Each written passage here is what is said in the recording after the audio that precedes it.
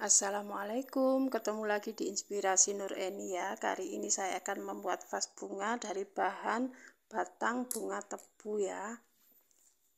Cara-caranya mudah seperti ini. Ini adalah alat-alat yang kita gunakan ya. Potong dulu karton sesuai ukuran yang kita inginkan ya. Ini saya sendirikan ukurannya karena berbeda ya.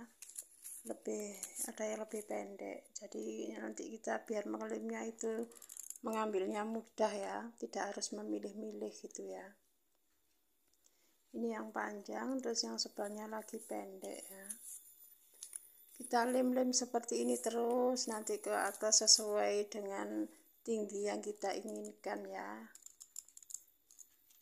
Nah seperti itu, ini sangat mudah sekali. Bahannya juga nggak harus beli ya teman-teman ya. Nah kita lem dulu seperti ini ya.